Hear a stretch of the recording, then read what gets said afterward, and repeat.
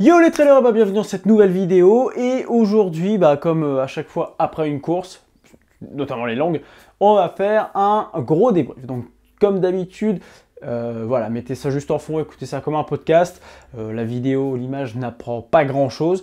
Donc voilà, on va passer, je pense, une bonne grosse demi-heure ensemble à parler de l'Ultra 01. Voilà, de toute façon, les couleurs sont posées, la médaille finisher est bientôt sur le mur, il faut que je fasse un petit peu de place. Le dossard est arrivé, donc on est bon. Et si vous voulez, il y a tout dans la description, il y a les liens avec les times des différents thèmes qu'on va aborder dans la vidéo. Alors, pour rappel, l'Ultra 01, c'était sur le papier 165 km pour 7000 mètres de dénivelé positif. Départ, du coup, le vendredi à 18 h au stade de rugby d'Oyonnax. Voilà, pour la petite anecdote, c'est là où j'ai fait pour Canal+, à l'époque où je travaillais dans l'audiovisuel, dans les cas régie, mon tout premier match de rugby. Et j'ai regardé un très bon souvenir, donc c'était cool pour moi de retourner à Oyonnax. L'avantage aussi d'Oyonnax par rapport à Besançon, c'est que c'est pas très loin. Bref, on l'a dit, 165 km, 7000 mètres de dénivelé positif, donc globalement quelque chose d'assez roulant, assez similaire au profil des hospitaliers en soi. Mais quand je regardais le profil, voilà, je l'ai en très grand, je ne m'attendais pas quand même que ce soit entre guillemets aussi roulant. Et je vous avoue qu'on a eu des belles surprises parce que entre cette montée qui paraît ultra brutale et qui l'était, et cette montée qui paraît ultra brutale et qui n'était pas du tout, voilà, ça a été assez compliqué de se retrouver en soi sur le terrain, à réussir à se repérer du coup sur ce petit papier. Mais voilà, globalement ça s'est super bien passé. Vous l'avez vu, hein, moi dans ma tête je m'étais parti pour 32 heures, Fred était pour les 30 heures.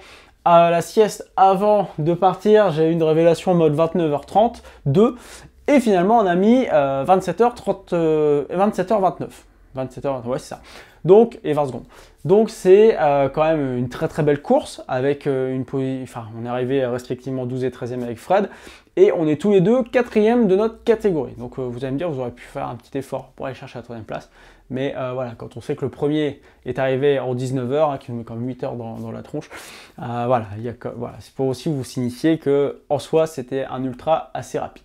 Pour répondre tout de suite à cette question, est-ce que pour un premier ultra trail, un premier 100 miles, c'est une bonne idée? En soi, oui, parce qu'il n'y a pas grande difficulté. Vraiment technique, le terrain parfois est compliqué, on en parlera un peu plus tard, mais globalement c'est quelque chose d'assez simple, c'est vraiment quelque chose d'appréciable pour s'habituer à cette distance, tout en ayant des pauses dans les montées, un peu différent du coup de l'ultramarin où vraiment là c'est plat sur la distance, et qui représente du coup la vraie difficulté de cette course. Sur le 0,1, on a quand même des belles montées, hein, il y a quand même des beaux pétards qui claquent, hein, qui font bien mal, mais globalement il y a, si vous avez du jus, si vous êtes bien entraîné, il y a toujours moyen de courir. Et voilà, ça je pense que c'est quand même quelque chose d'assez cool pour un premier 100 miles. Si vous prenez un premier 100 miles et vous retrouvez sur les Chapeaux Belles, c'est pas 100 miles, c'est à 150 km, mais voilà, c'est pas du tout la même, et c'est pas du tout la même stratégie de course, et c'est quelque chose où il faut beaucoup plus d'expérience pour y arriver, pour s'en sortir, que là, franchement, le 0,1, je pense qu'effectivement, pour commencer, une première expérience sur un 100 miles, c'était pas mal. Moi, mon premier 100 miles, pour le coup, c'était l'UT4M, mais j'avais fait l'Ultra du Pas du Diable avant, qui était à 130 km à l'époque avec 7000, et qui offrait déjà un bon ratio qui permettait de se mettre dans ces conditions. Mais si vous êtes plutôt dans du vallonné, je pense que c'est une très bonne alternative. Alors voilà, bon, pour revenir un peu sur la technicité du parcours, hein, vraiment, franchement, écoutez, il y a 7000 mètres de dénivelé qui sont très lissés. Hein. Franchement, ça fait vraiment pas mal. Il y a ici, en fait, c'est ponctué de beaucoup de petits pétards en fait. C'est vraiment en soi c'est beaucoup de chemins de forêt, des chemins assez larges au début, donc on peut bien dérouler, même quand on redescend c'est assez cool. Quand on monte, parfois on a des gros chemins de rando exactement pareil. Parfois on a des pistes de ski à remonter, donc là ça fait un petit peu plus mal, des pistes de télésiège aussi à remonter ou de tire-fesses, donc là ça pique un peu plus. Parfois on fait des coupes, une coupe toute droite, donc ça fait très mal, mais il y a une descente qui est vraiment casse-gueule aussi, qui est assez violente. On l'a dans la vidéo, hein, c'est écrit la partie la plus hardcore de la course, mais globalement voilà, ça reste quand même assez simple, je veux dire en termes de technicité, oui il y a des tapes-cul, mais le terrain est rarement difficile. Je veux dire, à part la descente du credo, où voilà, c'est des chemins avec de la caillasse, où là il faut faire un petit peu attention. Globalement sur les 165 km, c'est pas cet aspect là qui est le le plus fatigant. Il y a juste vraiment dans la nuit, la première nuit, bon, on n'en a fait qu'une, où on a traversé tout ce qu'on devait traverser d'inintéressant, je pense, dans la nuit, et ça c'est cool. On s'est retrouvé dans des endroits où la forêt était complètement saccagée, avec des ornières hautes comme ça, voilà, où c'était vraiment pas des moments agréables à passer. Et c'est plutôt positif du coup de passer ce genre de choses par nuit, parce que par nuit, tu te soucies pas trop de ce qui t'environne, tu es vraiment, genre tu mets un pied devant l'autre, tu as ton faisceau de frontal et puis tu cours. Donc c'est vrai que si c'est compliqué à bien poser le pied, bah effectivement ça puise un petit peu plus d'énergie, mais voilà, c'est pas quelque chose dans l'échappée belle où chaque pas vraiment est décisif si on veut pas se casser la figure ou se blesser. Là vraiment, même s'il y avait des passages chiants hein, dans les ornières et tout ça, globalement c'était voilà, c'était pas difficile. Voilà, c'est vraiment quelque chose qui est assez abordable. C'est pas un trail en Normandie, c'est pas un ultra en Normandie, vraiment de la forêt et tout. C'est pas de la montagne, c'est un bon entre-deux qui est assez sympa parce que parfois la crête qu'on a fait en longeant tout le lac dont tu as, effectivement, bah, il y avait des petites roches blanches et tout ça sur le chemin, donc il y a quelques pièges, mais globalement c'est assez facile. Voilà, pour parler de cette technicité. En dehors des tapes-cul qui sont pas vraiment de la technicité, du coup en soi c'est du tape-cul, c'est du tape-cul. Là je parlais vraiment en termes de difficulté de terrain. Au niveau de la météo, franchement je m'attendais à quelque chose de vraiment pire que ce qu'on a vécu. Même si, il faut le signifier, effectivement il y a quand même eu une vingtaine d'abandons au premier ravitaillement, donc au bout de 25 km à cause de la chaleur. Mais globalement, moi j'ai été surpris, bon effectivement, je vais vous faire un lien en me disant que la méthode Wim Hof, ça m'aide à tolérer énormément bien le froid, mais ça m'aide aussi à m'adapter beaucoup plus facilement aux conditions extrêmes, que ce soit froid ou chaud. Donc effectivement, j'ai très bien vécu cette chaleur. Mais on est parti, donc vendredi 18 h sous quasi 34 degrés. Donc on était à l'ombre des tribunes, donc ça c'était assez cool. Mais 34 degrés, bon ça fait chaud. Mais par chance, ouais, on va appeler ça de la chance. Il y a tout un petit banc de nuages qui arrivait au moment du départ, donc on n'a pas eu un soleil de plomb, on a eu un soleil légèrement couvert, et il y avait de l'air, il y avait du vent, et donc ça nous a permis, au début de la course, jusqu'à la tombée de la nuit, en forçant pas trop physiquement, même si vous savez qu'on aime bien aller vite au début de la course pour étirer le groupe et se retrouver assez seul devant. Ça c'est une stratégie qu'on met assez souvent en place. Depuis peut-être 2 ans maintenant, pour éviter de se retrouver coincé, si vous voulez, comme on ne connaissait pas forcément le parcours, mais quand tu pars derrière, bah, tu peux vite te retrouver coincé dans des singles avec des gens qui sont entre guillemets d'un niveau moins bon que le tien, et du coup bah, tu perds du temps, tu perds du temps, et après voilà, c'est dur à récupérer. Ça nous est arrivé sur le pas du diable la première année qu'on l'a faite. Du coup on a pris ce pli maintenant de partir assez brutalement au début, enfin pas brutalement mais un peu fort, mais pas trop fort, mais vraiment comme si on partait pour courir 20 ou 30 bornes à l'entraînement, et de se retrouver, si vous voulez, assez rapidement seul, parce que dès le kilomètre 8 on était seul. Mais bon bref, ça c'est la parenthèse. On parlait de la météo. Globalement donc il a fait beau, il a fait chaud, et on ne s'attendait pas à ça, mais on a vraiment pris le coup de chaud arrivé dans la nuit. Et on est sorti du premier ravitaillement au kilomètre 21 et on se dirigeait du coup vers le deuxième ravitaillement au kilomètre 40 quelque chose. Je vais prendre mon petit papier qui me renseignera beaucoup mieux là-dessus. Au kilomètre du coup 46. Et il y avait un point d'eau au 32. Et à un moment on traverse un village et on pensait qu'on avait raté le point d'eau, et il s'est mis à extrêmement faire chaud. Donc sur ces 10 bornes entre le ravito du 21 et le point d'eau du 32, en gros on avait déjà quasiment fini nos flasques. Et on s'est retrouvé un peu dans cette galère à se dire merde, s'il n'y a plus d'eau, on a cru qu'on avait raté le point d'eau, et on s'est dit si on retrouve plus le point d'eau, si on n'a pas d'eau avant le ravito du 46, waouh, ça va être long. Parce que bon, vous savez bien, il a fait sec pendant 1 mois, 2 mois, donc les ruisseaux, tout ça, il n'y a pas d'eau du tout. Donc voilà, on s'est dit que ça allait être compliqué, et puis finalement le point d'eau est arrivé 2 km plus tard. Mais en tout cas, on était bien mis. Et on a eu extrêmement chaud toute la nuit jusqu'à 4 h du matin, où à 4 h du matin, on s'est pris la sauce. Comme je vous l'ai dit dans la vidéo, on n'a pas mis de kawaii parce qu'on voulait vraiment profiter de ce froid pour en fait baisser la température corporelle. Parce que vous savez, le corps emmagasine de la chaleur toute la journée, et faire baisser la température d'un corps, c'est pas si simple. Et de fait, se prendre cette pluie, être un petit peu dans le vent et rester toujours actif en courant, bah, ça a permis de vraiment bien ventiler. Et on a eu comme ça de la pluie. Après, on a pris 2 heures de bonne pluie, et après c'était par intermittence, suivant l'endroit où on était, jusqu'à à peu près 10 h du matin, où le soleil est revenu. Ça s'était voilé, il faisait beau, et on a repris du gros soleil vers 14 h le samedi. sur la deuxième ascension du coup quand on est arrivé ici. Et voilà, on a eu un peu chaud, donc il y a un petit point d'eau en bas qui n'était pas prévu, et ça c'était vachement cool, dans la super ville de Vélise, ou quelque chose comme ça, Vézille, je pense que c'est Vézille. Très, très charmant village, en plus il y avait plein de fêtes, c'était trop cool. Pour l'ascension du truc du lion, là, le bord du lion. Et là, on a repris un coup de chaud jusqu'à temps de passer de l'autre côté de la montagne, sur l'autre versant où il n'y avait pas le soleil. Et là, on était vachement confort. Et après, jusqu'au bout, le jour a commencé à décliner, donc on était vachement bien. Donc, globalement, sur la température, la météo, voilà, je pensais vraiment que ce serait pire, même si, voilà, pendant la nuit, ça a été le moment un peu difficile jusqu'à ce qu'il pleuve. Mais globalement, une très très bonne gestion, moi personnellement, des changements climatiques et atmosphériques. Donc ça, je suis très content de ce côté-là. Mais voilà, c'est peut-être la première fois de ma vie où je bois et je bois régulièrement mes gorgées toutes les 10-15 minutes. Parce que vraiment, j'avais ressenti ce besoin, et j'en parlerai plutôt dans la partie alimentation après. Mais il y a eu c'était une stratégie de pas chercher à réussir à pas trop se déshydrater, reprendre l'hydratation pendant la nuit, restabiliser pour ensuite, de toute façon en course on se déshydrate un petit peu à chaque fois, mais de pas trop perdre et voilà, pas de créer un trop gros déficit dès le début pour après être déshydraté complètement à la fin. Donc voilà, on a fait en déshydratation, on a remonté, hop, équilibre, et puis c'est redescendu. Donc ça c'était plutôt cool, mais je vous en parlerai dans la section alimentation qui sera après la section qu'on va parler là maintenant tout de suite.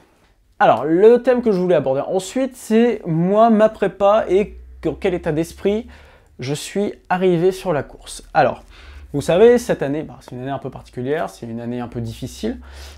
Pour moi, tant sur le plan physique que sur le plan du temps et tout ça, parce que je bosse énormément, je fais beaucoup de coaching, je bosse aussi dans une box de CrossFit, je commence ma prépa Enduroman, j'ai ma prépa Ultra Trail, il y a eu le confinement entre deux. Donc tout ça fait que je suis arrivé sur la course. Déjà, tout ça explique que j'avais une grosse baisse de forme et de morale, de force mentale même carrément, pendant un mois ou deux avant la course. Donc c'est une période qui a été assez difficile pour moi à gérer en termes d'entraînement. Sinon dans la vie tout va bien. Mais voilà, j'avais pas l'envie de m'entraîner, je m'entraînais vraiment par défaut, j'allais à l'entraînement parce qu'il fallait le faire et je m'étais concocté un programme d'entraînement vraiment pour me violenter, pour me forcer à aller à l'entraînement, mais j'y allais pas de manière neutre. Je prenais pas plaisir à aller m'entraîner, j'y allais parce qu'il fallait. Et que dans l'incertitude d'avoir des courses ou pas, c'est assez difficile de se motiver. Alors je pense qu'on traverse tous un peu cette épreuve en ce moment. De pouvoir faire une course, ça a été une chance géniale, parce que du coup maintenant là, ça m'a reboosté à mort. À voir, je croise plein de doigts, tous les doigts que je peux, si on aura encore des objectifs d'ici la fin de l'année, parce que Serponçon est déjà tombé. Mais voilà, on voit qu'il y a plein de courses, qu'il y a des gens qui luttent pour les orgas, et ça c'est génial. Mais globalement, j'ai voulu me tester sur les sorties longues, j'ai fait des week-end shocks qui s'étaient extrêmement bien passés, ça c'était un peu le côté qui me servait à me rassurer personnellement. Mais quelques semaines avant, j'étais parti en vacances où j'avais fait un gros bloc d'entraînement, un entraînement choc, j'avais fait 10 jours vraiment non-stop d'entraînement pour dire de choquer mon corps pour que 3 semaines après j'ai ce rebond qui puisse me mettre en forme sur la course. Mais sur mes dernières sorties longues que je devais faire, sur les 60 bornes avec la canicule et tout ça, j'ai vraiment des grosses baisses de régime où j'arrivais au bout de 30 bornes, j'avais la voiture, puis je rentrais parce que finalement j'avais pas envie de faire la deuxième boucle, enfin pas la force. Voilà, j'avais un très gros problème de force mentale à ce moment-là. Et du coup, j'étais un peu dans l'incertitude parce que vous savez, moi, du coup, de base, je respecte énormément les gens qui ne font qu'une ou deux courses dans l'année. Parce que pour moi, une ou deux courses dans l'année, c'est beaucoup trop loin et là, ça faisait 10 mois, donc ça faisait quasiment un an. Et j'en ai été arrivé, si vous voulez, à douter de mes capacités à finir un ultra trail. Parce que, en soi, faire des courses tout le long de l'année, moi, c'est mon entraînement et ça me permet en plus de voir que tout va bien. Et de se rassurer, mais puis dans la logique d'une année, d'une saison, tu commences pas une course trop difficile, puis tu montes les échelons progressivement pour atteindre tes gros objectifs dans l'année ou dans l'été ou qu'importe. Mais là, on est arrivé tout de suite, bam, 170 bornes. Et la deuxième chose qui m'inquiétait un petit peu, en dehors de mon état physique, même si je pense que j'étais assez en forme, parce que même si mes entraînements courts de la semaine se passaient très très bien, même si mes sorties longues se passaient pas super bien, mais ce qui me faisait très peur, c'est de ne pas être au niveau de Fred, qui pareil, a traversé le confinement comme tout le monde, a continué à travailler, mais qui a continué à se mettre des bons entraînements et qui s'était fait le Radicassan 2 fois, donc 2 fois 125 bornes dans un sens et dans l'autre, genre 2 mois avant, 1 mois avant, et j'avais vraiment peur qu'il soit carrément au-dessus et qu'il s'embête en fait dans la course avec moi. Et je voulais pas qu'il y ait cette frustration entre nous, parce que c'est pareil, à part courir sur la montagnarde en off en juillet, on s'était pas revus depuis les Hospitaliers, où on n'avait même pas fini la course ensemble parce qu'il avait eu des problèmes gastriques. Mais voilà, j'avais vraiment cette inquiétude d'être un boulet pour Fred et je voulais pas que ça arrive. Et du coup, je m'étais un peu mis cette pression-là aussi en me disant, mais est-ce que je suis prêt? Est-ce que j'ai fait ce qu'il fallait pour cette course? Et c'est très drôle parce qu'avec Fred, on a vraiment 2 manières complètement différentes de s'entraîner, où lui, il va privilégier une séance intensive dans la semaine, et sinon il va faire que du fartlek, de la sortie longue ou de la sortie très très longue. Et moi je veux vraiment avoir un entraînement beaucoup plus structuré, beaucoup plus technique, et voilà. Et du coup c'est marrant de constater du coup sur cette course que on peut s'accorder malgré nos 2 manières de s'entraîner différemment.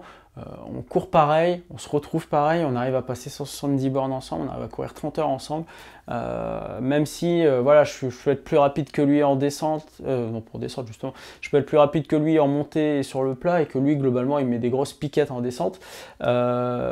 C'est beau d'avoir cet équilibre et de voir qu'on est en forme et qu'on arrive parfaitement à synchroniser. En même temps, maintenant ça fait 5 ans qu'on court ensemble, c'est la 5e année là cette année, ça fait je sais pas, une vingtaine d'ultras qu'on partage. Et c'est beau de voir que même si on ne se voit pas pendant 10 mois, on arrive toujours à être en équilibre, à être pareil, certes, quand il y en a un qui a le coup de mou, l'autre prend la relève et tout ça, et la mécanique marche super bien, et ça c'est vachement cool. Et ça aurait été super intéressant de le tester du coup sur Serre-Ponçon, parce que justement c'est une course duo et qu'il aurait fallu obligatoirement arriver ensemble. Et vu l'état de forme actuel, je pense que ça aurait été ultra intéressant de se confronter à nos objectifs qu'on s'était fixés, et notamment ça, la réunion, parce que je pense qu'on aurait vraiment fait quelque chose d'excellent. Mais c'est pas perdu, hein. Pour l'instant ils n'ont pas encore pris les décisions, on attend ça et on croise tous les doigts. Voilà. Et ouais, du coup, s'il y a vraiment quelque chose, quelqu'un m'a posé la question, est-ce que tu changerais quelque chose dans ta course? Je pense qu'aujourd'hui, non, je changerais. Je vais pas dire qu'on a fait une course parfaite, on fait jamais une course parfaite, mais je pense que voilà, elle s'est passée de la meilleure manière possible. Et non, voilà, c'était bien. Parce que c'est une des rares fois où je me suis pas posé la question des kilomètres, je me suis pas posé la question du temps. J'ai jamais aussi peu regardé ma montre sur une course. Et ça, c'est assez cool parce qu'une fois que, à partir du moment où tu déroules, que tu avances, tu te poses pas ces questions. Tu vois, on a pris quand même à la montre, à l'estime du GPS, on a pris quand même, on avait 78 km, donc on avait quand même 13 km de plus que le montant de la course. Et à chaque fois sur les sections, le kilométrage indiqué était plus long sur la montre que ce qu'on devait faire. Mais à aucun moment, tu vois, je me suis dit, putain, il arrive, enfin, sauf au kilomètre 30, là où on avait vraiment soif, mais où je me suis dit, mais purée, il est où ce ravito, j'en peux plus, j'en ai marre. Et voilà, on a vraiment eu une bonne dynamique de course. Et ouais, c'est assez rare, ça m'est arrivé sur les Hospitaliers aussi, de pas me poser la question du timing et du kilomètre. Et ça m'arrive souvent sur ces formats courts de 60 km où j'en vois, parce que j'aime bien.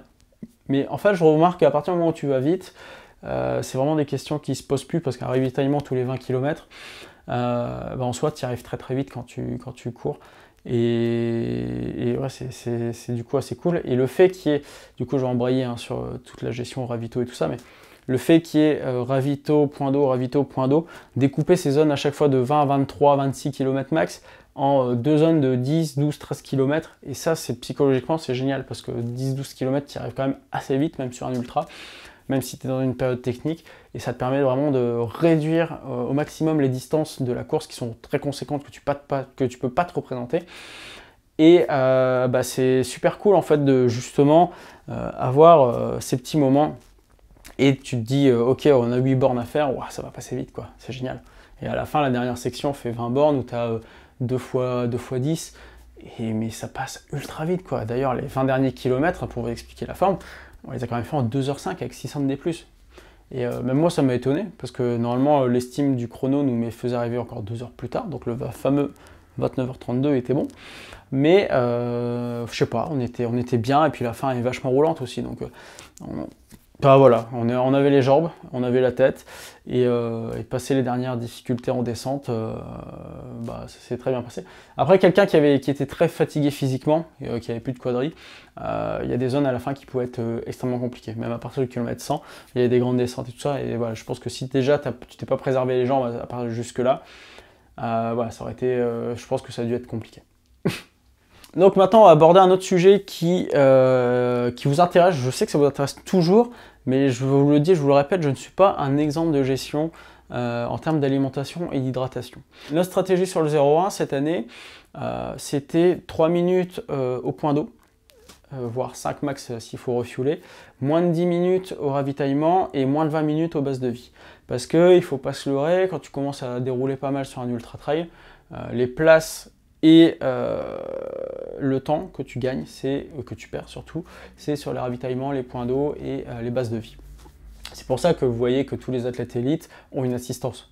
Parce que tu rentres dans le coffre de la voiture, on te charge, tu repars. Voilà, tu perds pas de temps.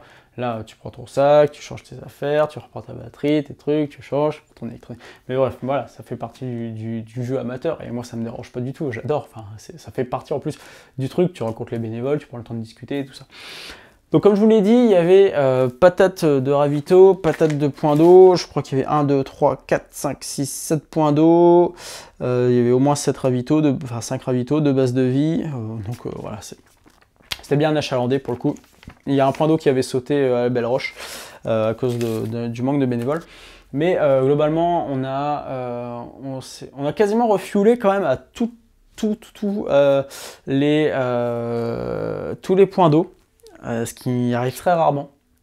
On a extrêmement bu, j'ai extrêmement bu, donc c'est quelque chose qui m'arrive peu souvent. D'habitude, je bois vraiment quand j'ai soif, donc je ne suis pas constamment sur mes flasques. Et là, j'ai été surpris, je me suis surpris, entre guillemets, moi-même, de souvent boire vraiment toutes les 10 minutes, 10-12 minutes, vraiment boire des gorgées, une à droite, une à gauche, pour garder le rythme, puis de toujours régulièrement tâter mes flasques, voir où j'en suis. Et puis regarder un peu le chrono, dire ah, ok, j'ai encore 6 km, donc je peux y aller. Et je pense qu'on a quasiment refuelé à tous les ravitaux et tous les points d'eau, les bases de vie, hein, bien sûr. Mais ouais, au niveau de l'eau, il y a eu une gestion qui a été très très importante. Hein. Comme je vous le disais précédemment, il a fait très chaud, donc on s'est bien hydraté toute la journée avant la course. Après, il y a eu la demi-heure où on était dans le sas de départ, où on n'a pas bu, du coup. Donc là, tu te crées quand même un premier petit déficit. Et on a eu assez chaud la nuit. Après, le problème, c'est que les premiers ravitaux, les 3 premiers ravitaux, point d'eau, ravitaux, ils faisaient 30 degrés, plus de 30 degrés. L'eau était restée dehors, donc forcément, l'eau était à plus de 30 degrés. Le coca, la ceinture était à 30 degrés. Et si tu arrives à ravito, tu as eu chaud, tu as juste envie de boire frais. Et là, le problème qui s'est posé, effectivement, c'est que sur les premiers ravitaux, on buvait chaud. C'était pas très agréable. Je pense que c'est au premier ravito, au 46, c'est ça, où c'était dans une salle des fêtes, et il y avait du quasi frais. C'était pas frais, mais comparé à notre température, la température de dehors, c'était super agréable d'avoir ça. Et voilà, après l'hydratation, comme je vous l'ai dit, ça a été le truc le plus touchy à gérer dans la course. Parce que, comme je vous l'ai expliqué tout à l'heure, il a fait très chaud, donc si on prend notre niveau nominal d'hydratation qui est là, eh ben, ça fait pendant la nuit, jusqu'à la base de vie où on a refait un petit refuel pour trouver un pseudo-équilibre. Après, il n'y a plus, donc en continuant à nous alimenter et à nous hydrater progressivement, on a repris notre niveau nominal et après, il y a refait chaud dans la journée, donc on a redégradé progressivement. Mais voilà, globalement, moi d'habitude j'ai les lèvres défoncées sur un ultra trail parce que je ne bois pas suffisamment, donc j'ai une grosse perte hydrique progressive. Je bois suffisamment, hein, je veux dire, je ne vais pas me mettre dans le mal pour ça, mais mon détecteur, c'est voilà, mes lèvres qui se gèrent, c'est qui se craquellent. Et là, ça m'est pas arrivé. Donc globalement, ouais, effectivement, il y a eu ce moment où on avait soif et qu'on devait boire toutes les 10 minutes. Après, on a retrouvé notre équilibre. Dès qu'il a refait chaud, on a reperdu l'équilibre, mais la pente de chute déshydratation était beaucoup moins forte que celle du début. Donc voilà, c'était une bonne gestion. Au niveau de l'alimentation pure, enfin, on va dire solide, pour toute la course, j'ai dû manger 2 Cliff, une pomme pote, un Dinosaurus et un Sundy. Voilà, ça c'est de ce que moi j'avais apporté. Après, j'ai mangé à tous les ravitaillements et aux bases de vie. Mais j'ai pas... Je trouve que j'ai mangé beaucoup de mes apports perso par rapport à ce que je peux faire sur les courses d'habitude. Pourquoi? Parce que ravito ambiance Covid, donc masque dans le ravito, et tu te fais servir. Et ça, c'est... Alors c'est génial, enfin, ouais, je comprends, c'est une mesure sanitaire, il n'y a pas de souci, tu rentres dans un ravito, tu te laves les mains au gel hydroalcoolique, tu portes ton masque et tout ça. Donc ça, ok, il y a pas... Ça, je comprends tout à fait, c'est les mesures, c'est comme ça, c'est pour ça que la course a pu maintenir son organisation et tout ça. Bon, on respecte, c'est comme ça, on se plie aux contraintes, voilà. Mais vous savez, moi j'ai un fonctionnement à ravitaillement en général où je me pose devant la table, alors il y a genre entrée plat dessert, hein, comme ça, et je me goinfre, mais c'est sale, enfin, c'est moche, enfin, c'est inhumain. Je pense que les bénévoles, quand ils me voient faire ça, ils disent, mais mon Dieu, mais qu'a-t-il fait pour être dans cet état-là? Et j'aime bien voilà, picorer, manger. Là, le problème sur les courses en ce moment, c'est que tu n'as pas le droit de te servir. Que ce soit en eau, enfin en liquide ou en solide, tu dois te faire servir. C'est complètement compréhensible, hein, ça j'ai pas de souci avec ça. Sauf que, ça veut dire qu'il faut que tu saches ce que tu vas manger, et il faut que tu prennes le temps de te poser, on va te servir une petite assiette avec tout ce que tu as demandé et tout. Et ça me va pas. Enfin, comme je vous l'ai dit, moi je suis quelqu'un de très primaire quand je suis au ravitaillement, et voilà, je boulotte, je me pose pas de questions. Et du coup, ça a été... en fait, j'ai beaucoup moins mangé que ce que j'aurais mangé normalement sur un ravitaillement. Donc, ça explique pourquoi j'ai mangé un petit peu plus. J'ai mangé 2 Cliff Bar, quoi. Pour moi, c'est énorme. Mais voilà, j'ai pas mangé grand-chose. Enfin, j'ai beaucoup trop mangé de ce que j'avais emporté par rapport à ce que je fais d'habitude. Mais c'est pas grave. Enfin, en même temps, si on en emporte, ça sert à ça aussi. Mais globalement, c'était... ouais, il n'y a pas eu de... Il n'y a pas eu de grosse fringale, quoi. Bon, j'ai mangé une demi-cliff et puis c'est passé, quoi. Je pense qu'il y a eu 2 moments où j'ai vraiment eu faim et que du coup c'est pour ça que j'ai mangé des cliffs. Autrement, c'était assez lisse. Puis au début, comme on buvait beaucoup d'eau, forcément la faim vient pas.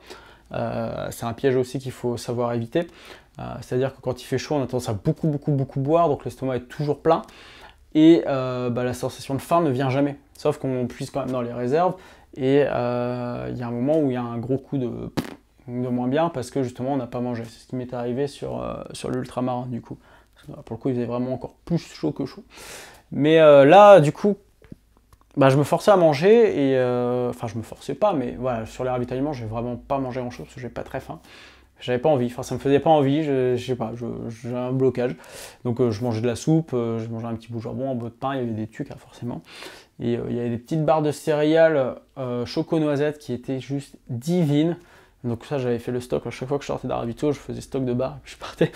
Mais, mais non, globalement, non, c'était très bien. Il y avait tout ce qu'il y avait, mais je trouve que sur les ravitaillements, pour moi, c'est mon titre à titre personnel, je trouve que ça manquait de folie.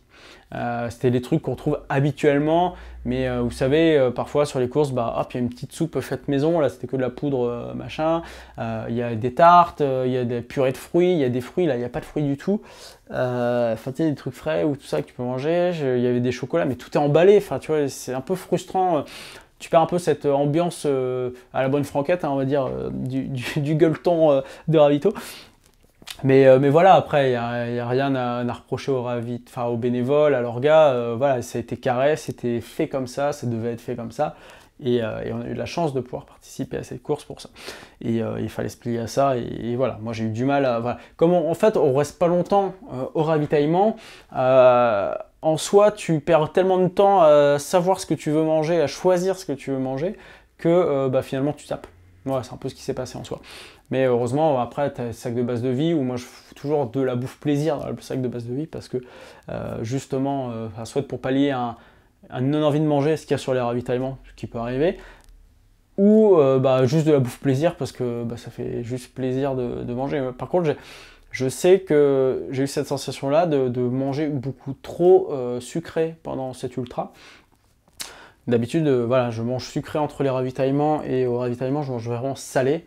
Et là, j'ai continué à manger sucré, même sur les ravitaillements, en dehors des soupes et du petit bout de pain avec un bout de jambon.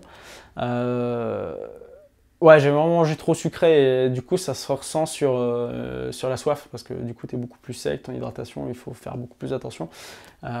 Et voilà, enfin, en gros, ça m'a pas pénalisé du tout dans ma course, mais à un moment, je me suis dit, putain, je suis salé, je suis sucré, quoi. Et je vais vous dire, j'ai mangé que 4 tucs. Moi, que 4 tucs sur une course de 165 bornes. C'est qu'il y a un truc qui allait pas. Un truc qui allait pas. Voilà, donc j'ai maintenant le t-shirt avec le logo ceinture. Peut-être qu'un jour, j'aurai le t-shirt avec le logo tuc juste en dessous. On verra. Bon, du coup, je vais pas vous faire tout le détail du parcours. Je pense pas que ce serait très intéressant. En soi, tout là, c'était de la forêt. Là aussi c'était de la forêt, là c'était de la forêt, là on a vu un peu de la montagne, là c'était de la forêt et là c'était de la forêt. Voilà. Non mais en gros c'était facile jusque là. Là les tapes-culas ils ont fait horriblement mal. Ils étaient vraiment très violents sortant de ravito. Celui-ci là au sorti de ravito 4, il a fait ultra mal aussi. Là, le petit enchaînement des 3 bosses il était hardcore.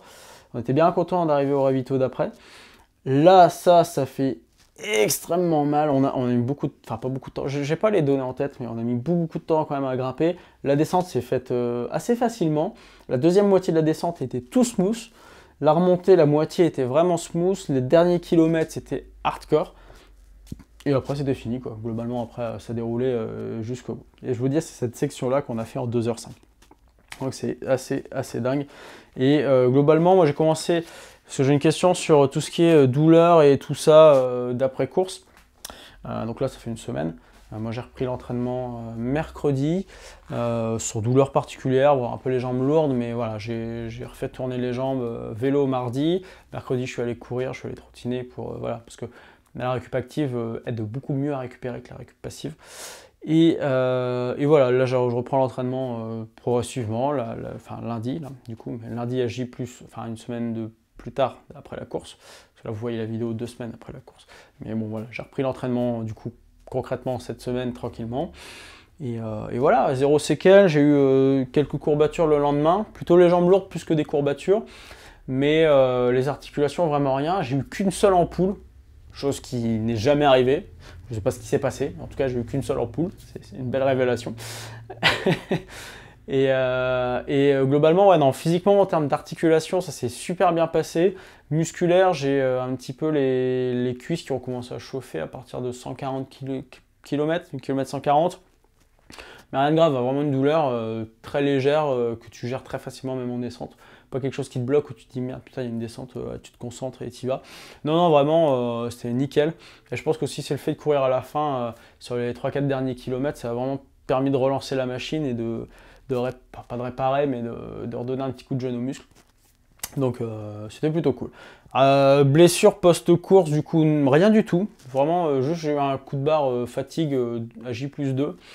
Je crois que je vais avoir un petit bout d'ongle noir aussi sur le gros orteil droit si je ne m'abuse. Après, quelques irritations dues au sac, tout ça, mais rien de vraiment grave. Et non, franchement, assez surpris du coup de la manière dont je me suis remis de la course et de la manière dont s'est passée la course. Je suis très agréablement surpris. Et voilà. Après, j'ai une autre question sur la lassitude pendant la course. Bon, non, soit, vous savez, moi, ma tête, c'est un jukebox, donc j'ai pas vraiment de lassitude. On a très peu parlé avec Fred sur cette course-là. D'habitude, on parle beaucoup. Mais là, comme on a couru beaucoup, ça passe, en fait, quand tu cours, ça passe toujours. Donc, il n'y avait pas besoin de meubler trop. Après, moi, je sais que je suis quelqu'un qui parle beaucoup, donc j'ai dû un peu le gonfler quand même de temps en temps. Mais voilà, quand on était un peu plus dans le dur, dans la grosse montée là, du kilomètre 99, voilà, tu discutes forcément, tu te plains, tu rigoles. Tu vois que quand tu arrives en haut, qu'il faut encore aller jusqu'en haut, c'est toujours quand tu arrives en haut, tourner la tête à droite parce qu'il y a toujours une montée qui monte plus à droite. T'es jamais vraiment en haut. Et non. Pas de lassitude, moi j'étais très fatigué, type sommeil, dès le début de la course. La nuit ça a été pas difficile, mais j'ai pas manqué d'attention, mais voilà, j'étais pas à 100%. Il m'a fallu quand même attendre le matin qu'il fasse jour et clair pour vraiment sortir dans le truc, pour rentrer à fond dans la course. Physiquement, j'ai pas eu trop de temps d'adaptation non plus. D'habitude, je sais que ça peut tenir 20-21 km. Tu tombes toi avant que je rentre vraiment dans ma course. Mais là, globalement, ça c'est... non, je n'ai pas eu ce moment à me dire putain, j'ai les jambes lourdes, putain, c'est long. Donc ça, c'est plutôt cool. Pas d'assistance pendant l'ultra, bah non, comme je vous l'ai dit, nous on n'a jamais d'assistance, on se débrouille tout seul. Et je vous dis, les élites, c'est quand même une chance d'avoir de l'assistance parce que c'est un gain de temps énorme. Il n'y avait pas de zone délimitée, tu peux faire de l'assistance sur la course, là, il n'y avait pas de règle, déjà il n'y avait pas de matos obligatoire ni rien. Donc il n'y avait pas de zone spéciale pour l'assistance, donc tu pouvais te faire assister n'importe quel point dans la course. Donc ça c'était plutôt cool aussi. D'ailleurs il y a une équipe qui suivait un des athlètes qui était devant nous, qui nous a donné de l'eau aussi de temps en temps, donc ça c'était plutôt cool parce qu'il y a des moments où on était un petit peu sec. Changer quoi dans la course, j'ai déjà répondu. Préparer ses temps de course, on l'avait pas fait du tout. Et voilà. Bon. Donc voilà, c'est ici que se termine ce débrief sur le 0-1. Donc encore une fois, je vous remercie déjà pour votre soutien parce que j'ai eu beaucoup de messages, c'était vachement cool. Et puis plein de commentaires, de messages d'encouragement et tout ça pendant la course, votre suivi aussi qui a été très, très assidu. Et voilà, on est très satisfait avec Fred, on est très content, on est motivé à mort pour la suite, en espérant qu'il y ait une suite. Et voilà, si vous avez des questions, je vous invite à les poser dans les commentaires, hein, j'y répondrai, ne vous inquiétez pas. En attendant, prenez soin de vous, et puis je vous dis à très bientôt dans une prochaine vidéo. Ciao!